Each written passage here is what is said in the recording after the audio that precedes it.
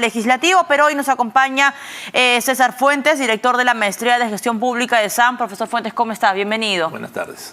A ver, en principio queremos aterrizar por qué, digamos, es importante el presupuesto que está armando el Ejecutivo, con miras a qué, cuál es el objetivo de ese presupuesto que ahorita se está debatiendo. Bueno, es un presupuesto bastante grande, son 241.000 millones de soles. Si uno ve, hay un constante crecimiento del presupuesto de la República. Solamente un dato, en el año 2005 el presupuesto era 49.000 millones de soles. Hoy día, el 2024, son 241.000. Si uno hace la matemática simple, ha crecido casi más de 4 veces el presupuesto. Y el gran problema que vemos cotidianamente es que esto, ¿no es cierto?, no afecta a gran parte de los peruanos. Lo afecta en el sentido del gasto, pero el ciudadano de a pie no percibe una mejora en los servicios de salud, de educación o seguridad. Es decir, en este recuento de data que usted ha realizado, profesor Fuentes, sí. Normalmente, digamos, se ejecuta el 100% del dinero que se distribuye. No necesariamente, generalmente acá hay un tema de capacidad de gestión, es decir, lo que vemos generalmente que a nivel de unidades subnacionales, como por ejemplo los gobiernos regionales y municipales, hay un retraso, y inclusive en pliegos, diríamos, nacionales, como es educación, salud. Este es un tema que es recurrente.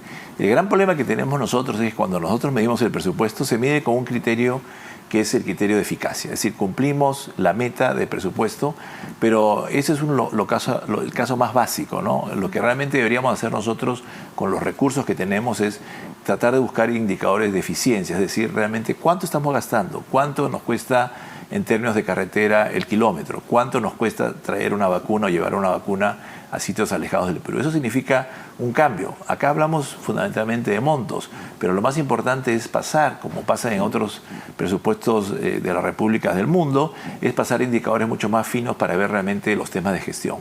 Claramente lo que tenemos en el Perú es un problema de gestión, no es un problema de recursos. Recursos son limitados, pero fundamentalmente es un problema de gestión que se ve más dramático a nivel subnacional en gobiernos regionales y municipales. Ahora, ¿cómo es el procedimiento, digamos, para que el televidente lo pueda entender? Desde que el Ejecutivo empieza a armar, a cranear, a estructurar este presupuesto hasta que se aprueba en el Congreso de la República. Por lo general, en mayo de este año, es decir, el 2023, se hace lo que se llama el marco macroeconómico multianual, donde se establecen los números. Estos números tienen una primera revisión que se hace en agosto de este año. Por lo general es el Ministerio de Economía y Finanzas el que hace estos pronósticos. Una vez que ya tenemos los pronósticos, lo que hace el Ejecutivo a través del Ministerio de Economía y Finanzas es remite este documento al Congreso de la República, y es justamente en este estadio que estamos. Es decir, el Congreso ya tiene este documento, tiene obviamente sus asesores y los congresistas, y determinan generalmente, ¿no es cierto?, la aprobación.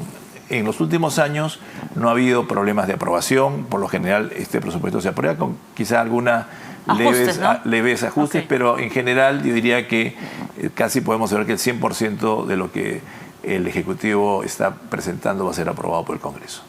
Ahora, muchas personas de repente que nos están viendo a esta hora de la tarde, señor Fuentes, dirán, pero es que estamos ahorita en recesión. Esto se empezó a pensar o a estructurar en agosto, cuando todavía no se había admitido que estábamos, por parte del Ministro de Economía, que estamos en una recesión. ¿Esto impacta en el presupuesto? ¿Quiere decir que el presupuesto ahorita que se está discutiendo tenía previsto un escenario de recesión económica? Yo creo que sí. Es decir, el presupuesto está hecho en aras de que tenemos recesión este año 2023, pero tenemos una recuperación de 3% el año 2024. Esos son los supuestos que están justamente soportando este presupuesto. La gran pregunta es si vamos a crecer al 3%, y eso es lo que justamente ha dicho el Ministro de Economía, y está en sus proyecciones, que deberíamos, diríamos, rebotar a un crecimiento de 3% en el año 2024 y 2025.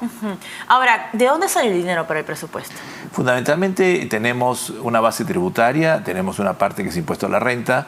Otra parte importante son lo que es el impuesto al IGB, lo que se llama comúnmente el impuesto general a las ventas y el selectivo al consumo. Esos son los tres grandes rubros que tenemos a nivel de fuente. Y lo que justamente ocurre cuando hay una recesión es que impuestos, por ejemplo, como el IGB y el selectivo al consumo, al haber menor demanda, están impactados. Hay sectores, digamos, que han recibido un foco bastante importante, que normalmente nosotros que hemos seguido el presupuesto en los últimos años, vemos que el gobierno para cada presupuesto tiene, estas son mis prioridades, Así son los es. sectores donde vamos a ponerle un poquito más de cuidado. Agua, saneamiento, salud, educación, protección social y seguridad son algunos de los sectores que van a tener mucho protagonismo. ¿Qué significa esto para que los peruanos lo puedan ¿Qué significa? entender? Por ejemplo, solamente voy a hablar de los dos sectores que son los mayores, educación. Casi el 20% del presupuesto de la República se va a ir a educación y el gran problema es que es una buena cantidad de dinero. El gran tema es qué estamos haciendo con ese dinero en términos justamente de lo que comentaba al inicio de la entrevista. En términos de eficiencia o, por ejemplo, lo que se llama a nivel de ámbito de medición. ¿Cuál es el impacto que tiene esa educación en el niño? ¿Qué estamos realmente produciendo a nivel, por ejemplo, de capacidad lectora, de capacidad matemática? Esas son las preguntas que no nos hacemos y son cruciales para ver que efectivamente lo que estamos gastando está bien gastado. Y esas preguntas las responde el ministro o la ministra de ese sector, porque el Ministerio de Economía y Finanzas solamente cumple con darte un pedazo de la torta y te dice, ok, tú como titular del sector, encárgate cómo vas a distribuir. Debería responderlo, ¿no? Es decir, lo que nosotros tendríamos que pasar es a un presupuesto donde solamente vemos acá la cantidad de gasto, pero deberíamos ver calidad de gasto y fundamentalmente el impacto que tiene ese gasto, por ejemplo, en niños, en lo que hemos dicho, ¿no? Capacidad lectora. ¿Ha mejorado la capacidad lectora? ¿Ha mejorado la capacidad matemática? O si vemos en el salud, realmente estamos hablando, ¿no es cierto?, de que esa salud ha llegado a casi todos los peruanos. ¿Qué calidad de servicio realmente tienen los peruanos en esos temas? Esas son las preguntas difíciles que lamentablemente este presupuesto no está respondiendo. Ahora, profesor, quería hacerle la consulta. ¿Qué pasa con el dinero que finalmente, ahora vamos a terminar el mes de noviembre, entramos a diciembre, y hay un corte y creo que ahí quienes hacemos, digamos, periodismo económico, vamos a estar con los ojos bien abiertos y empezar a ver, de todo el presupuesto, ¿has ejecutado el 100%? ¿Qué pasa con el dinero que no se usa? Depende de cada tipo de presupuesto, ¿no? Por lo general, cuando tienes proyectos de inversión, estos presupuestos se crea una especie de lo que se llama un devengado y continúa el gasto a nivel de inversión. En el tema de gasto corriente, pues, generalmente las instituciones tienen que justificar que este gasto efectivamente no se ha realizado por un tema técnico. Pero lo que vemos es, como hay mucha carencia a nivel de gestión, especialmente a nivel subnacional, vemos realmente un retraso muy grande en temas elementales porque, por ejemplo, no hay pues indicadores de lo que es el tema de inversión pública, no hay, por ejemplo, seguimiento de procesos de inversión pública en general a nivel subnacional, vale decir, tanto gobiernos regionales como municipales. Y ahí es donde está la principal carencia. Profesor, por favor, me gustaría conocer de una manera bastante sencilla para que el televidente lo pueda entender, porque cada vez que se le consulta a los ministros o ministras, en este caso, por ejemplo, Midagri, usted ha ejecutado tanto por ciento del presupuesto que se ha obtenido, digamos, para mitigar el fenómeno del niño. Se habla mucho del devengado, del girado, del compromiso. ¿Cuál es la diferencia en temas ya de presupuesto? Del compromiso, el devengado. El compromiso y el es lo más básico. El devengado es cuando efectivamente ya está por ejecutar y luego viene el ejecutado. Son tres procesos, pero en general este nos dice la secuencia del gasto.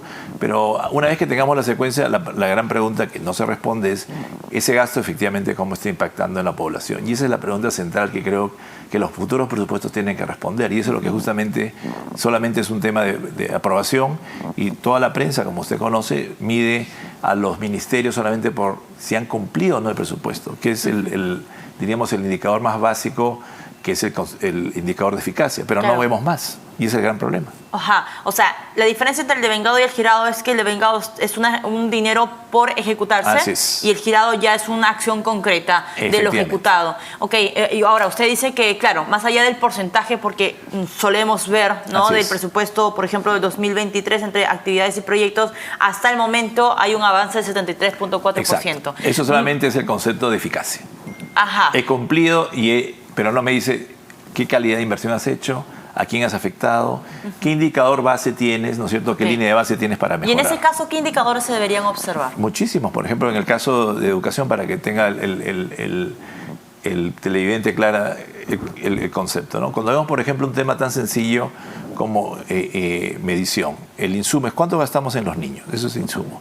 En producto, ¿ese niño ha mejorado su capacidad lectora? ¿Ese niño ha mejorado su capacidad de aprendizaje? Y lo más interesante que deberíamos responder también desde el punto de vista social, ese niño de quizá padres analfabetos, realmente ha roto, por ejemplo, el ciclo de pobreza. Ese niño con la capacidad que tiene hoy día puede ir a la universidad, puede mejorar sus ingresos. ¿No? Esos son los temas que realmente tenemos que medir y eso sí afecta, ¿no es cierto?, el bienestar de los peruanos. Ahora, profesor, ¿cómo hacemos que este presupuesto, porque probablemente hay ese fastidio, no solamente con el Congreso, sino también con lo que se usa dentro del Ejecutivo, ¿no? Dinero hay. O sea, esto creo que ya nos ha quedado bastante claro a muchos de nosotros. Dinero hay. El problema acá es cómo se ejecuta y si posteriormente a la ejecución o al avance en términos de porcentaje, esto se ha visto reflejado en los peruanos de a pie en su vida diaria. Me quiero detener en el tema de los gobiernos regionales y los gobiernos locales que van a tener muchísima responsabilidad ahora con el fenómeno del niño.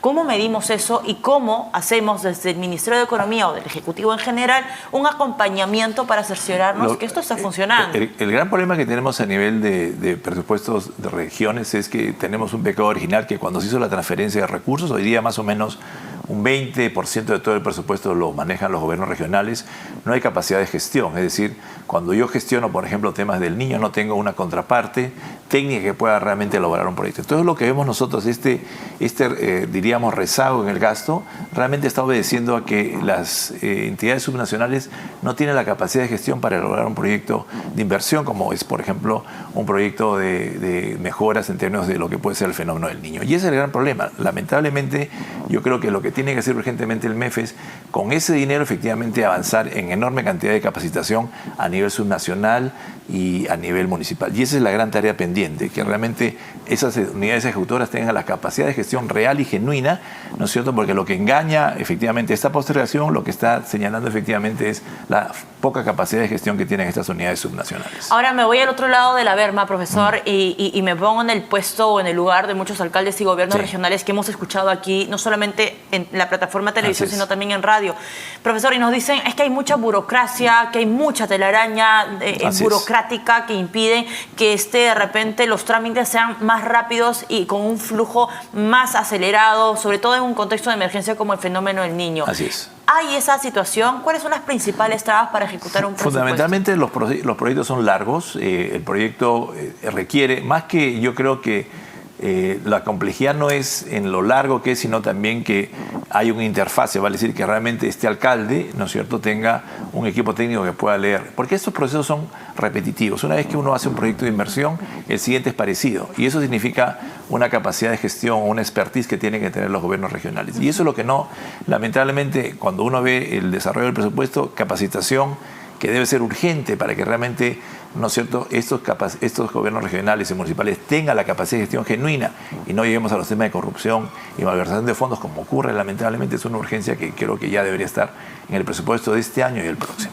Ahora, profesor, ya para ir cerrando la entrevista, ¿cuáles son los criterios que evalúa el gobierno a la hora de diseñar el presupuesto? Por lo general son, diríamos, muy históricos, ¿no? Lo que uno ve generalmente es si, por ejemplo, si yo gasté pues un 19 o 20% de presupuesto el año anterior, probablemente voy a repetir. No diría sin ánimo de generar mucho debate, pero fundamentalmente sigue la tendencia histórica de lo que hemos estado gastando. Y eventualmente puede haber algunos gastos donde hay alguna presión política, por ejemplo el caso del niño hoy día, o como puede ser programas, diríamos, emblemáticos como el vaso de leche, que generan, ¿no es cierto?, que haya mayor gasto. Pero en general lo que vemos es una repetición de tendencia. No hay una disminución o un cambio en lo que son las tendencias de gasto. Ajá, pese a las críticas, hemos escuchado a Fiscalía, me parece, el Palacio de Justicia diciendo, nos falta más presupuesto. Entiendo entonces que se sigue la lógica de los antecedentes y de los niveles que se ha usado. Por lo general es un concepto histórico, no hay realmente una visión estratégica que debería haber dónde realmente tengo que gastar. Hoy día, por ejemplo, estamos hablando de una revolución digital, de inteligencia artificial. Todavía los presupuestos no están pensando, por ejemplo, en lo que sí está haciendo ahorita el sector privado, que es realmente adecuarse a los temas de una revolución digital y una revolución de inteligencia artificial. Eso todavía no está en la agenda del sector público. Muy bien, muchísimas gracias, profesor Fuentes, por acompañarnos esta tarde. César Fuentes, director de la Maestría de Gestión Pública de SAN, estuvo con nosotros. Hacemos una pausa, volvemos.